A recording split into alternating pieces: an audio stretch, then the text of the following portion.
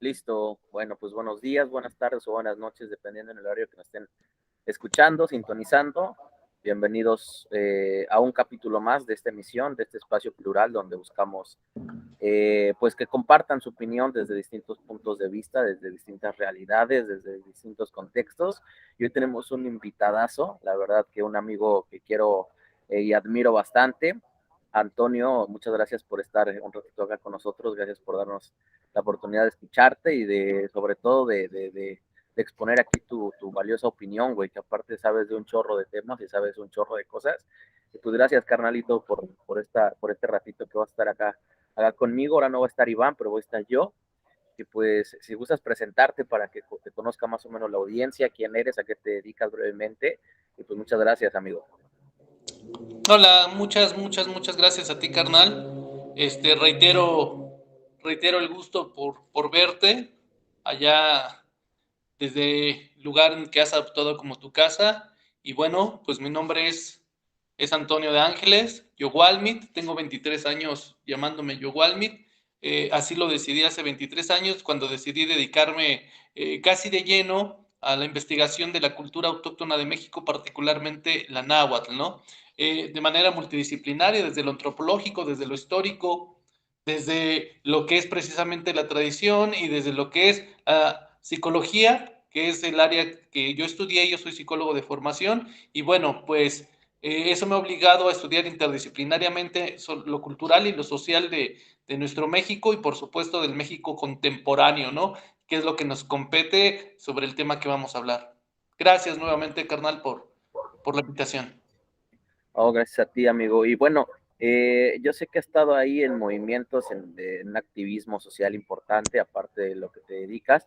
Y apenas hubo un acontecimiento que nos debería de competir a todos los mexicanos y que es de suma importancia, una de las obras insignias de esta llamada Cuarta Transformación. Aquí en este espacio, pues buscamos ser lo más imparcial posible, aunque eso en política es sumamente complicado, quizá no existiría la objetividad en la política, pero no por eso demeritamos ninguna opinión, al contrario, es bienvenida todas las opiniones. Y por ahí tú tuviste la dicha, la gran dicha de ir en la inauguración.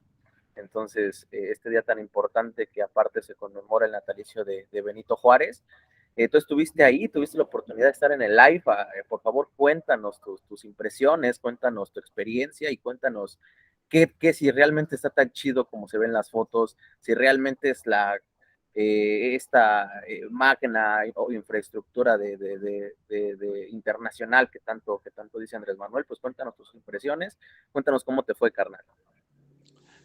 Carnal, pues de entrada, como tú bien lo comentaste, es muy difícil ser objetivo en una cuestión como es el tema que estamos tratando, porque de entrada al ser sujetos, los seres humanos, somos objetivos y siempre vamos a querer externar una opinión precisamente desde nuestra percepción y desde nuestra autopercepción. Entonces, llegar a una objetividad concreta es difícil. Sin embargo, sí se puede, ¿no? Sí se puede, por lo menos teóricamente y conceptualmente se podría. Tratando de ser imparciales y tratando de ser objetivos, te diría que mi experiencia fue de tintes muy diversos, ¿no? Fue desde la sorpresa, desde el gusto de estar ahí, de ver terminada parcialmente una obra tan magnífica, que el compromiso que ejerció el nuevo gobierno que con tanto cariño hicimos llegar ahí a través de las urnas en el 2018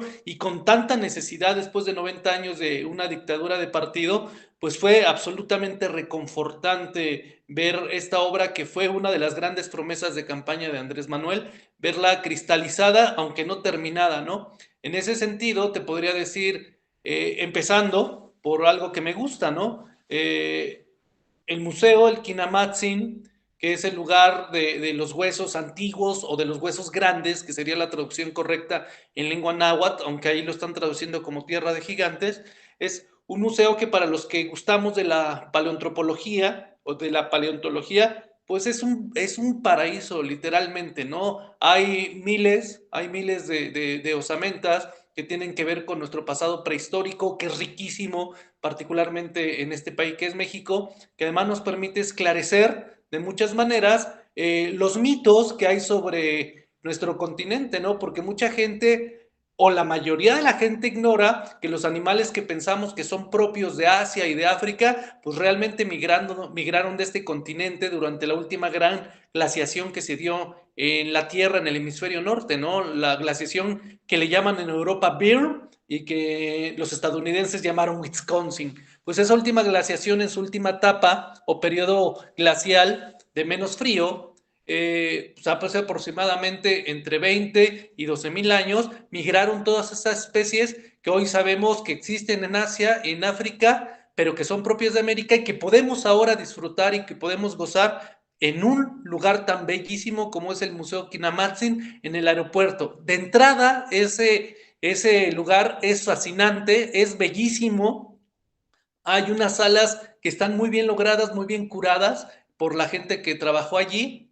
Y entonces, para los que gustamos de ese tipo de experiencias, de ese tipo de ciencia, pues es un paraíso, lo repito. Entonces, de entrada ahí es un 10 con palomita, excelso, lo que hicieron en el rescate de las osamentas, de los huesos, de los hallazgos prehistóricos de ahí de Santa Lucía, de lo que es el municipio de Tecámac y parte de Zumpango allá en el Estado de México. Eso sería lo primero que me viene a la mente y que califico de excelente. Muy bien logrado el Museo Kinamatsu.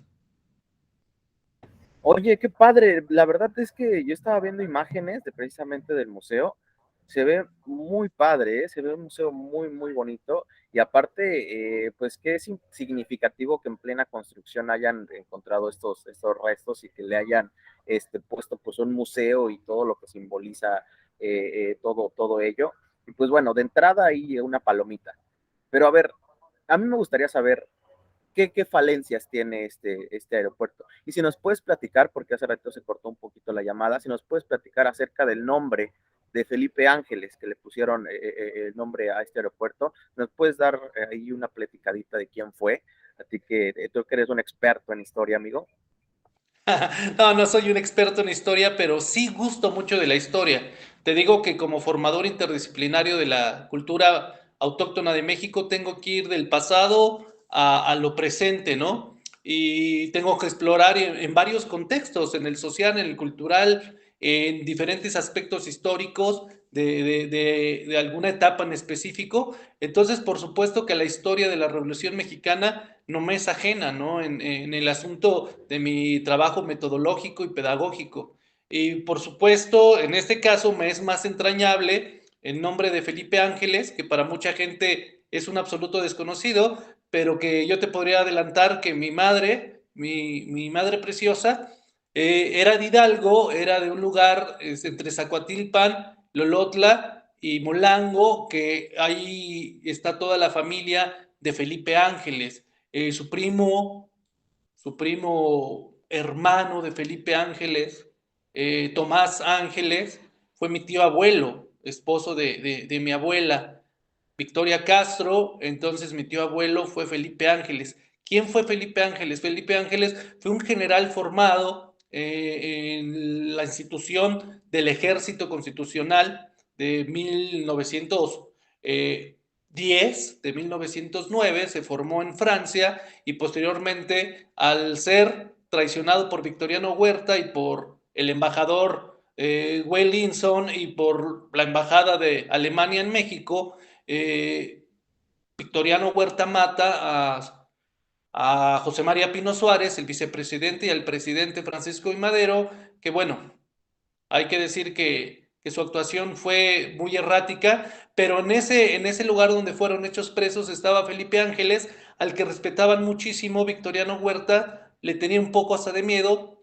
porque era un militar de carrera formado en Europa, especialista en artillería, y que a la postre, después de la decena trágica de 1913, fundó la División del Norte con Francisco y Villa, ganando batallas memorables, hasta que finalmente lo mandó a asesinar Venustiano Carranza en 1919. Esa es una breve síntesis de quién fue Felipe Ángeles. Fue el gestor, el precursor, junto con Francisco Villa, del gran ejército de la División del Norte, que tuvo que renunciar, lo obligaron a renunciar al ejército mexicano, ¿por qué? los comandantes del ejército mexicano, el general Victoriano Huerta encabezado por ellos, traicionaron sus ideales y, siendo fiel a su patria, México, Felipe Ángeles se anexó a las filas de lo que a la postre sería la División del Norte. Sí, ahí hubo un pequeño, bueno, un trabajo importante de ahí de Pigmenio Ibarra con un documental que habla precisamente de lo del aeropuerto y hacen énfasis en estos ideales de Felipe Ángeles y de cómo defendía pues la dignidad y la vida a través de estas ideas revolucionarias, ¿no? Siempre muy digna, siempre con una visión muy interesante en esos tiempos tan álgidos que se vivió en la revolución. Pero muy bien, amigo, muchas gracias por esta breve introducción de lo que es a grandes rasgos el aeropuerto. Y ahora sí, platícanos un poquito de las operaciones. Me contabas que no hay tantos vuelos como tú imaginabas, o por ahí me platicabas que obviamente pues va empezando, ¿no? Todavía faltan varias aerolíneas, pero a lo mejor y las llegadas al aeropuerto todavía no son las mejores, ¿no? Los accesos, me refiero a los accesos. ¿Cuánto te hiciste tú? Platícanos más o menos de esto. Pues mira, híjole, hablar sobre esto, como lo dije en un principio, es tremendamente difícil, porque sobre todo en esta nueva administración de gobierno, que tenemos que darle chance de ser pacientes a que termine su proceso de adaptación como tal este nuevo gobierno, las cosas se han extrapolado, se han ido a los extremos y de repente parece que si opinas en contra, eres un chayotero y eres un fifí, o que si opinas a favor, estás totalmente anexado a las filas de Morena. Entonces, de repente me hace sentir opinar sobre cuestiones del gobierno, me hace recordar la sensación que me han hecho tener desde casi toda la vida, desde que yo me interesé en la cultura autóctona de México, me hicieron recordar como que soy algo ajeno, ¿no? A ello, porque por el simple hecho de ser de piel blanca, de ser un güero, como mucha gente me dice, que me dedique a la cultura náhuatl, de que quiera hablar náhuatl, de que hable de historia náhuatl y todo ese rollo, ¿no? Entonces, como que la gente no acepta eso, y hoy en día también es tremendamente difícil hablar en contra del gobierno, porque entonces te califican de una manera o te califican de la otra, ¿no? Y eso nada tiene que ver con gente pagada, con gente acomodada, como los que sacaron esta noticia o esta petición sobre lo del Tren Maya hacia el gobierno de México y particularmente Andrés Manuel, ¿no? De que lo suspendieran por la afectación que está haciendo a la selva. Haciendo un paréntesis, yo me pregunto, todos esos ínclitos personajes que hicieron ese video, dónde estaban y qué han opinado durante los 500 años de tala de deforestación de la selva desde que llegaron los europeos y sobre los grandes haciendas y cacicazgos que hasta la fecha aún subsisten a pesar del levantamiento zapatista del 94 y que han estado talando sistemáticamente durante centenas de años, ¿sí? La selva lacandona y toda la zona de lo que hoy conocemos como reservas mayas entre los estados de Chiapas, de Tabasco, de Quintana Roo, de Campeche, de Yucatán. Eso que tanto quieren defender ahorita ha venido sucediendo sistemáticamente y nadie había levantado la voz.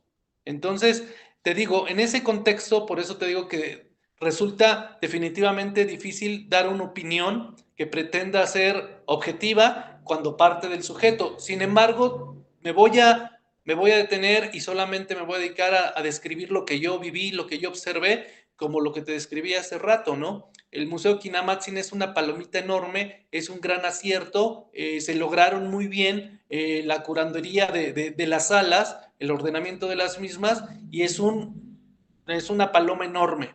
De entrada, para que la gente que no lo conoce y solamente lo ha visto en imágenes por video, es un predio enorme, gigantesco, que tú lo ves desde diferentes pueblos que confluyen alrededor. No solamente está el municipio de Tecama, que está el municipio de Zumpango y se ve claramente desde el municipio que ya pertenece a Hidalgo de Tizayuca. Entonces es un predio enorme. Cuando tú entras, por ejemplo, viniendo por la antigua carretera de lo que era la autopista México-Pachuca, actualmente llamada Vía Morelos, el acceso es tremendamente difícil porque no están terminadas las avenidas.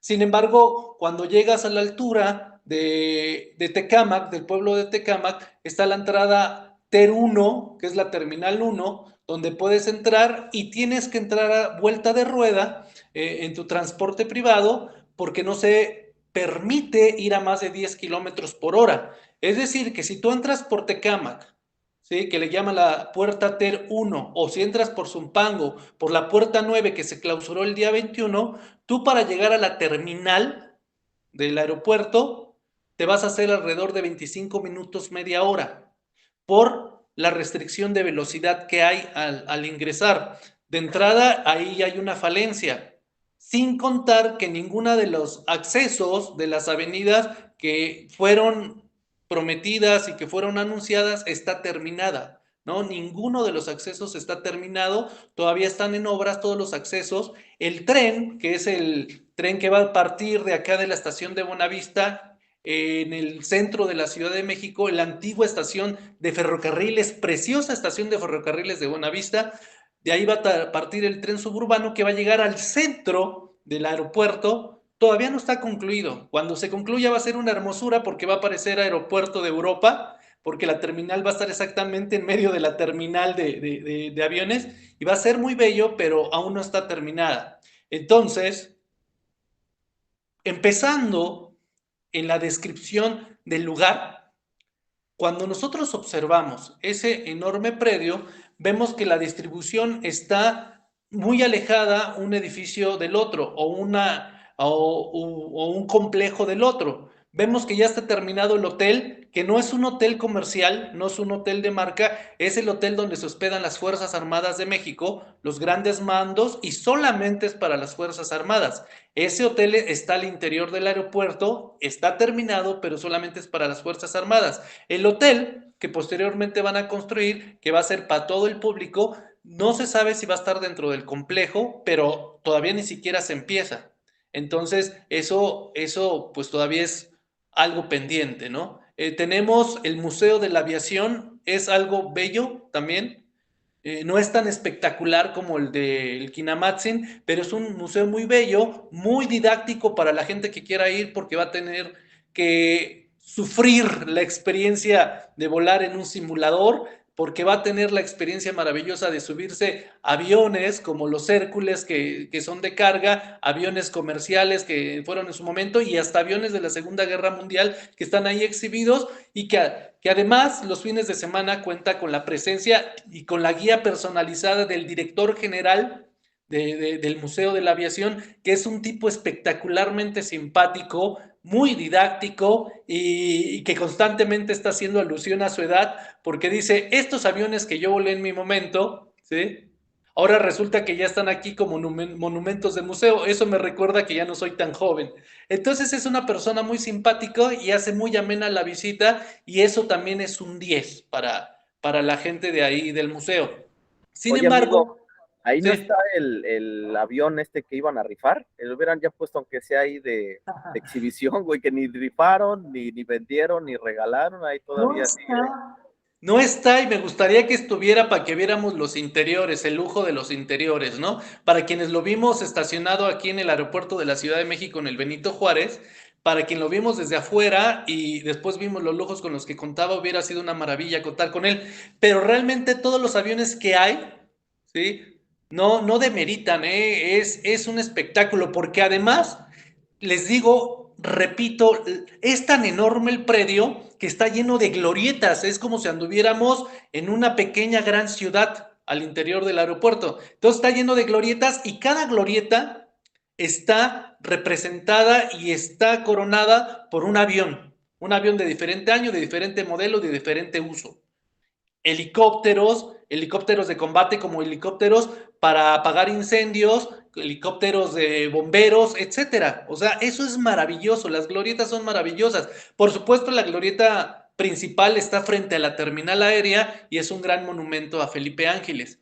Pero de entrada, eso te digo, es una pequeña gran ciudad ahí adentro y el espectáculo nos lo va a ir dando permanentemente las glorietas que vamos a ver llenas de aviones y cuyo máximo espectáculo vamos a ver en el Museo de la Aviación, que está al interior precisamente de lo que hoy conocemos como Aeropuerto Internacional Felipe Ángeles. Perfecto, amigo. Por ahí ya sabemos que la ignorancia es un poco atrevida y de repente hemos leído en las redes sociales comentarios de la talla de que parece una bodega ahorrera o que, fíjate, luego lo comparan con la Tapo, que también desconocen la historia y la magnitud de lo que representa arquitectónicamente y todo esto de la Tapo, pero ya denostan un cierto clasismo, ¿no? Por ahí también estaban hablando de la señora esta que se puso ahí a vender tlayudas o doraditas. Estos comentarios rodean a esta inauguración y yo creo que no abonan, o bueno, no sé tú qué opinión te merece este tipo de comentarios, pues clasistas, ¿no? ¿No? Fíjate que más allá de la estupidez que implica el clasismo, como la xenofobia y todas esas fobias que son despectivas y peyorativas hacia el ser humano, hay cuestiones que sí hay que puntualizar, ¿no? Esa comparación es tonta, es burda de lo que parece una bodega horrera, porque te digo que el predio es un predio gigante.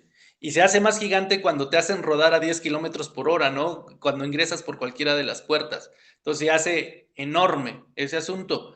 Tenemos que considerar el lugar. Para quien no conoce esa parte de la ciudad, bueno, no es de la Ciudad de México, de la parte del Estado de México, es una parte muy, muy propensa a grandes polvaderas.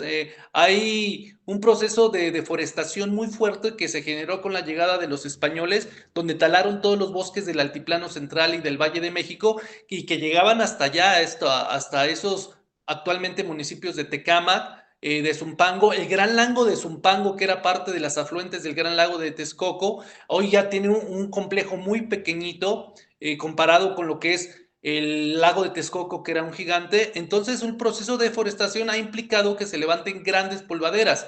El aeropuerto Felipe Ángeles, que antes era la base militar de Santa Lucía, estaba en medio, por hacer un comparativo, amigo, de un desierto de polvo. Y estamos en un lugar donde se agotaron en muchos sentidos los mantos freáticos. Entonces es muy difícil extraer el agua mediante pozos y obviamente no pueden reforestar de manera absoluta porque para un aeropuerto no se pueden sembrar árboles, ¿no? Por el riesgo que eso implica. Entonces, sí, de repente parece un lugar yermo, parece un desierto en muchas partes porque además siendo absolutamente honesto y siendo descriptivo, se levantan polvaderas enormes como remolinos por todos lados y de repente se nubla tu visión por tanto polvo que hay, ¿no? Creo que eso es un pendiente que tienen ellos, porque sin saber de aeronáutica ni de aviación, creo que ese es un riesgo de seguridad que se levanten tantas polvaderas. Entonces, sí, o sea, hacen ese comparativo, pero con poco conocimiento de causa, ¿no? Entonces, el clasismo que están exhibiendo muchas personas no solamente exhibe su ignorancia, sino exhibe pues absolutamente un estado de lerdo, ¿no? Un estado de lentitud hacia la manera en que pueden opinar sobre algo que desconocen absolutamente, ¿no? La mayoría de la gente que está expresando su opinión sobre este lugar, realmente cuando describen las cosas se ve que no lo conocieron, que nomás conocieron la terminal y no visitaron los alrededores ni vieron los otros lugares que componen el complejo enorme del Aeropuerto Internacional Felipe Ángeles. Oye, amigo, cuéntanos un poquito de los baños, a estos famosos imágenes que circularon por las redes, muy curiosos, muy interesantes. ¿Tuviste oportunidad de ver los baños, de pasar a los baños? ¿Ya están funcionando todos? No están, bueno, el día de la inauguración no estaban funcionando todos. Eso es parte de los pendientes. Y te digo, tengo que ser objetivo y descriptivo en ese mismo proceso de lo que yo vi, de lo que observé, ¿no? El día de la inauguración, ninguno de los centros que van a ser comercios o de los locales que van a ser comercios estuvo abierto.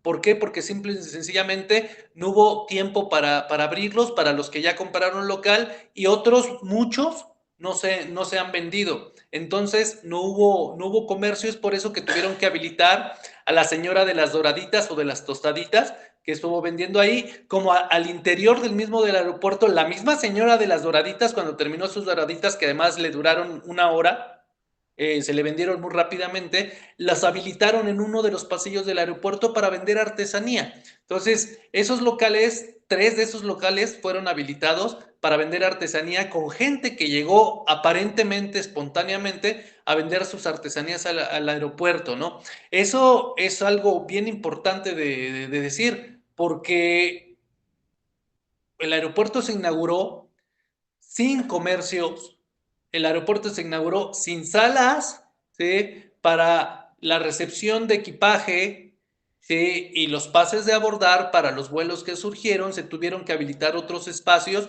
para Viva Aerobús y para los otros 2 vuelos que salieron desde las 5:30 de la mañana de ese día 21. Entonces, son pendientes que quedan allí. Por supuesto, dentro de ese rubro de los pendientes, no se habilitaron todos los baños, pero los baños que se abrieron, te puedo decir que en cuanto a concepto, son espectaculares. A mí me tocó entrar a un baño que el concepto era la aviación y exponen fotografías y exponen la historia, por ejemplo, del Escuadrón 201 de la Segunda Guerra Mundial, y después el del ferrocarril expone ferrocarriles, pues por supuesto de principios de siglo, ferrocarriles que estuvieron durante la Revolución y te narran historias tanto en los espejos como en las paredes y en las puertas de los baños. Conceptualmente es muy, muy, muy chido la experiencia ahí de los baños, ¿no? Del Por ahí aeropuerto. había uno de los luchadores, ¿no? También de los Hay luchadores. de Yo creo que sí, luchadores, hay uno de Roberto Gómez Bolaños, del Chavo del Ocho, hay de otro, las ay, trajineras, me parece, sí, sí, de la sí, pero Catrina, te digo que no todos estaban abiertos, amigo. En sí, los únicos que había habilitados ese día fueron el del ferrocarril y el de la aviación. No recuerdo haber visto otro habilitado, ¿no? Cosa que también debo de decirlo, rebasó precisamente, fue rebasado por la gente que asistió. Asistió muchísima, muchísima gente, que le llaman gente del pueblo, ¿no? Los políticos, y se le dio entrada a todas esas personas. Y también tengo que mencionar que no se portaron muy bien muchas de las personas. No se vale, ni se puede, ni debo generalizar, pero sí quiero decir que la mayoría de las personas que yo vi ahí recorriendo el aeropuerto estaban haciendo un uso pésimo de la terminal, estaban ensuciándolo, gente bañándose en los baños, ciclistas que llegaron, porque déjame decirte que la gente se entere que muchos transportes hicieron su agosto, llevaron personas de varios pueblos, de varios lugares, les cobraron dinero para llevarlos en el transporte de los camiones, ingresaron a la zona federal del aeropuerto, llevaron a esas personas, llegaron muchos ciclistas de muchos lugares y esos ciclistas llegaron no solamente a usar el baño para sus necesidades fisiológicas, quisieron bañarse en los lavabos.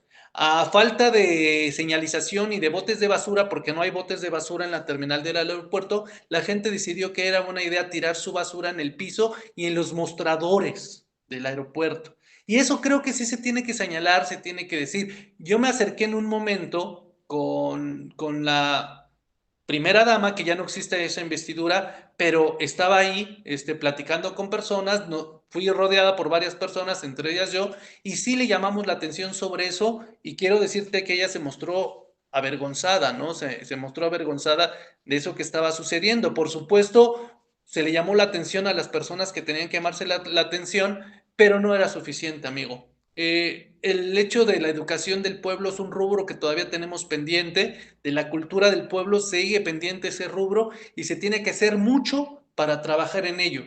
Y creo que vale la pena decirlo, puntualizarlo, porque mucha gente no se comportó a la altura de la inauguración del aeropuerto.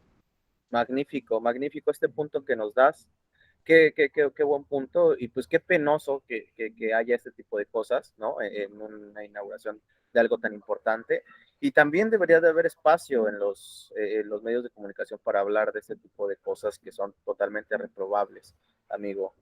Oye, ya pusiste una palomita al museo. ¿Cuál sería tu tache? Un tache así bien puesto a algo del aeropuerto.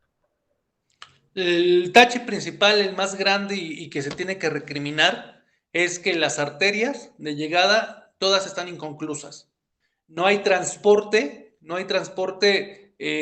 específico que llegue al aeropuerto. Está el Mexibus que ampliaron desde Indios Verdes hasta Tecámac, pero no llega hasta el aeropuerto, no están terminadas las paradas o las terminales, valga la redundancia, para llegar al aeropuerto. Siguen sin estar terminadas. Es muy difícil el acceso llegando por donde tú te imagines. Quieras llegar por el noroeste, por Cuatro Caminos y por Lechería, es casi imposible el acceso por ahí. Quieres llegar por Tecámac utilizando la vía Morelos, es muy difícil la entrada. Están terminados los puentes de acceso, pero las entradas de las arterias todavía no están terminadas. Es más, hay unas que ni se nota cuándo vaya a concluir la obra, ¿no? Y la otra de Zumpango, pues simple y sencillamente no se ve por dónde va a ser la llegada, porque además clausuraron la entrada del lado de Zumpango, que era la puerta 9, donde entraban todos los empleados. Entonces, eso sería el tache más grande de lo que yo he visto. Yo como gente que voy de a pie, que además me tocó recorrerlo a pie el aeropuerto, tú sabes de mi gusto por las caminatas, yo lo recorrí 4 o 5 veces, rodeándolo, el aeropuerto, visitando cada una de las puertas, platicando con la Guardia Nacional, que son los encargados de las entradas, no es el Ejército de México, es la Guardia Nacional, y me di cuenta precisamente de todo eso, que hay unas grandes falencias dentro de lo que son los accesos y las arterias por donde se llega al aeropuerto. El tren suburbano no hay fecha ni siquiera para cuándo se pueda abrir, ¿no? Muchos dicen que a lo mejor para junio, otros para septiembre, otros dicen que dentro de 2, otros dicen que dentro de 3, otros dicen que dentro de 5 años, no sabemos, es especular. Lo que sí es que viendo el documento de, creo que son 400 páginas, ojeándolo muy brevemente, el proyecto del aeropuerto Felipe Ángeles va a tener su etapa final o su conclusión para el año 2052, amigo. A lo mejor tú ni yo ya vivimos en este planeta para el 2052. A lo mejor tú estás más chavo que yo, pero sí, la última etapa del aeropuerto concluye hasta el 2052, dentro de 30 años. Ojalá que no se tarden tanto en terminar esas avenidas, ¿verdad? Porque necesitan ya se inauguró el aeropuerto, necesitan darle vida, necesitan darle actividad. Y eso, dentro de esos pendientes, ¿sí? Y que son graves, son importantes, todavía hay muchas luchas de los vecinos de los pueblos que se opusieron al aeropuerto, no solamente instigados por los políticos de ultraderecha, sino porque sí hay afectaciones reales a sus patrimonios culturales. Dicen ellos porque son gente muy arraigada, muchos quieren demostrar o alegan que son pueblos autóctonos de esa región que desde antes de la llegada de los españoles y que quieren que se les respete ese derecho de seguir en sus tierras. Entonces hay rubros pendientes en ese aspecto y los principales están hacia afuera del aeropuerto. Más allá que en la terminal no están terminados los locales, no están vendidos los locales, hay mamparas que no se han puesto, hay baños que no se abrieron todavía al público y esas cositas, esos rubros pendientes que creo que se pueden manejar fácilmente. Lo más importante a tratar y el rubro que se tiene que enfocar el esfuerzo de las autoridades es precisamente en la llegada del aeropuerto, en habilitar precisamente el acceso al aeropuerto. Perfecto, carnalito. Pues muchas gracias, gracias por tu opinión. La verdad es que es un punto muy interesante que yo no había analizado a profundidad y con esto que estás complementando, pues ya nos damos una idea más completa de lo que es el aeropuerto. Habíamos hablando de cosas positivas, ahorita ya redondeamos un poco más con algunas falencias. Es importante que se diga que es un primer eslabón, que es un proyecto que todavía da para mucho más y que la idea es que ya terminada las principales vías de llegada y todo ello, pues que se unan aún más aerolíneas, porque ahorita nada más hay 4.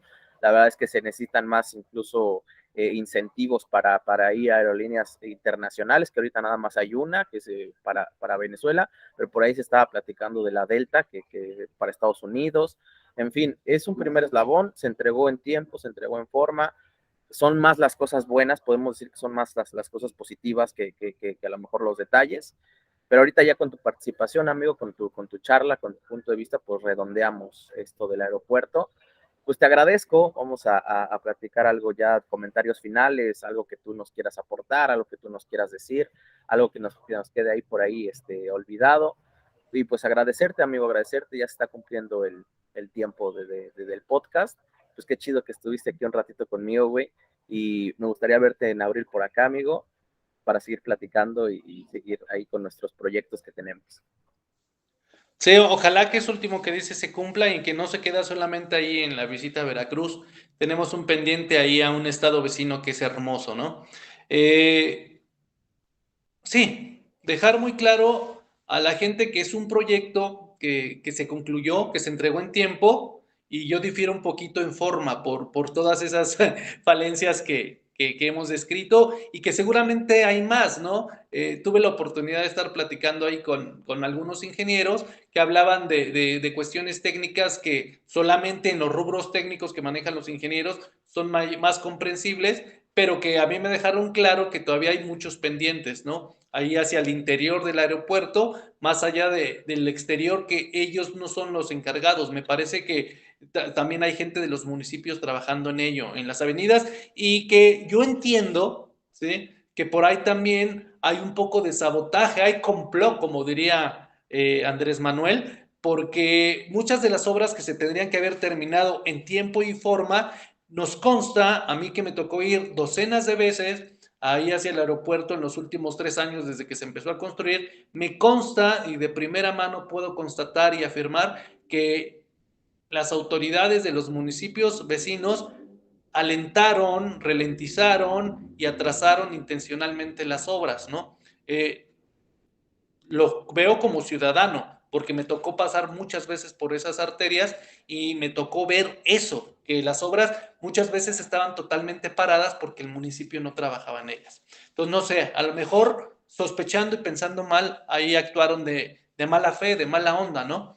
Entonces, creo que eso también se tiene que mencionar y que la gente sepa que este gobierno se está enfrentando con muchísimos obstáculos, que es el gobierno que ha sido más atacado desde los liberales de Juárez, desde la Constitución de 1857 y hasta la guerra con Francia en 1862, ¿no? Entonces, después de esos liberales que fueron una maravilla para el país, el gobierno más atacado, la figura más atacada presidencial, más denostada, más saboteada ha sido la figura de Andrés Manuel.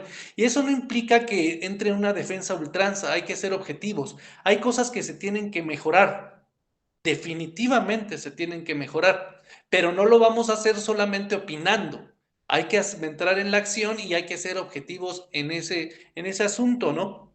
Yo desde mi experiencia trabajando para el gobierno te diría que un rubro también a tratar y que tiene que ver con el aeropuerto es precisamente el manejo de los operadores políticos que están en cada región y en cada dependencia pública. Entonces son rubros que se tienen que trabajar, que seguramente si esta transformación de la 4T es auténtica, se va a poder llegar a eso, a una auténtica transformación, cuando se pulan todas esas falencias que tenemos pendientes, ¿no? Perfecto, amigo. Muchísimas gracias. Me gustaría hacer tu opinión así breve de este ejercicio de democracia que se va a celebrar el 10 de abril, que aparte es histórico. ¿Qué opinas brevemente, así nada más para cerrar un minutito, si se puede, de esto, de la revocación del mandato? De entrada, lo más importante es que la gente tiene que participar, porque siempre nos quejamos de que los políticos, de los administradores públicos del país, hacen lo que quieren y deciden y terminan haciendo lo que quieren, ¿sí? Y que nunca nos consultan. Ahora nos han consultado con esta 2 veces y la primera consulta fue lamentable el ausentismo, solamente votó el 7% de la población del padrón electoral, ¿sí? Ahorita parece que el INE, ¿sí? Que está confrontado directamente con el gobierno, está haciendo todo lo posible para ahuyentar la participación de la gente, ¿no? Entonces, es bien importante que si nos gusta opinar, que opinemos con una boleta en la mano y que decidamos realmente qué es lo que queremos para nuestro país. Si realmente nuestra intención es que continúe esta labor de cambio que ha propuesto Andrés Manuel, ¿sí? Vayamos a votar todos el 10 de abril. Pero es muy fácil quedarse echados viendo el fútbol, acostados, tirando la hueva hasta las 3 de la tarde y decir que no tuvimos tiempo de ir a votar y después quejarnos porque no se hacen las cosas. Entonces es importante que si nos están dando este chance de opinar, si queremos que la persona o la figura que está liderando este cambio, esta transformación o esta propuesta de transformación continúe, ¿sí? Vamos a darle un voto de confianza saliendo a votar, no desde la abstención. Entonces sí conmino a eso y como tal estoy diciendo que el ejercicio me parece del todo interesante más allá de los vicios políticos que pueda tener, ¿no? Que eso ya es hablar de otra cosa, pero creo que sí tenemos que nosotros decidir qué es lo que queremos para nosotros como pueblo. Y este es un chance que nos están dando, que además es un chance histórico, nunca se había hecho un proceso de revocación. Magnífico, magnífico. Antonio, te agradezco mucho el espacio, güey, que estuviste con nosotros, el ratito que estuviste con nosotros, tu opinión, tu participación. La verdad es que ibas a ser un invitado de ley, güey, en los otros dos espacios que tenemos. Sabes que para mí es un placer tenerte aquí virtualmente, aunque sea, güey. Espero verte pronto y pues nada, reiterarte mi gratitud por este ratito que estuviste charlando. Espero que no sea la última vez que nos acompañes y espero que también se pueda unir mi otro camarada también para opinar de otros temas y pues a ver si hacemos algo ahí, más de 2, 3 invitados para una charla más completa ahora que pase lo de la revocación del mandato, si es que tienes chance, porque yo sé que eres un güey súper ocupado también. Y pues nada, amigo, muchas gracias por tu tiempo, güey, muchas gracias y bueno, ya te estaré compartiendo el podcast una vez que lo suba. Ok, te lo agradezco mucho, carnal. Nuevamente es un gusto platicar contigo, es un gusto verte, carnal, aunque sea virtualmente. Y sí, sí, sí, espero con gusto ese, que me compartas ese video, pero también que me invites a esa charla con tus amigos que ya he estado viendo, siguiendo las opiniones que están generando, que están gestando. Y sí, sí, me gustaría mucho participar, intercambiar puntos de vista con tus compinches y con tus cuates, ¿no? Entonces, sí, espero ambas invitaciones y seguimos aquí al pendiente, amigo. Te reitero mi agradecimiento y te mando un abrazote. Gracias, carnal, nos vemos por Catemaco, no se te olvide que por acá me tienes que Debo visitar. estar por ahí, ¿no? Soy absolutamente agnóstico, pero primero Dios, nos vemos por allá. Oye, güey, como que sí me dolió un poco de eso de quedarnos echados a ver el fútbol, güey, porque a mí me encanta echarme a ver el fútbol, güey. Y tú y yo Pues sí, somos pero bien pamboleros, güey. es el pretexto que pone el 70% de la gente. Si quieres, esto lo hacemos fuera del aire, pero si tienes un minuto, te voy a contar mi experiencia. A mí me tocó, teniendo 17 años, ¿sí? Me tocó ser parte del movimiento zapatista del 94, ¿sí? Y después durante el 94, 95, 96, 97, cuando vinieron los contingentes zapatistas y marchábamos miles y miles de personas al Zócalo, hacíamos manifestaciones que en algún momento llegaron a juntarse más de 1 millón de personas y todos levantando el brazo gritábamos, todos somos Marcos. Muchas de esas manifestaciones, ¿sí? En la que nos combinaban a entrar en acción con prácticas concretas, con acciones concretas, eran suspendidas e interrumpidas porque iba a jugar la selección nacional o porque iba a empezar la comedia. Es decir, nuestro compromiso llega hasta que llega la conveniencia del gusto, ¿no? Y mucha gente iba, gritaba y cuando iba a empezar el fútbol se ausentaba. Y eso me tocó vivirlo, ¿no? Yo también, igual que tú, soy un encantado, un aficionado hasta de hueso colorado del fútbol, particularmente de la selección nacional, de la cual también soy muy crítico, pero también observo que mucha gente lo toma como pretexto para marearse, para enajenarse y para evadir su responsabilidad, no solamente como ser humano, sino como sociedad. Y eso es tremendamente difícil y creo que también es de buenos, es de gente bien reconocerlo y observar lo que sucede, no generalizando, pero sí en su gran mayoría, carnal. Absolutamente, absolutamente que es pan y circo y así nos tenían también acostumbrados los gobiernos anteriores, entonces esperemos, empecemos a romper con ese tipo de asuntos. Muchas gracias, carnal, pues ya se nos acabó el tiempo, le estaré compartiendo a toda la banda el podcast, tanto en video como en audio, y pues bueno, cambio y fuera. Cambio y fuera, carnal, nos estamos viendo pronto.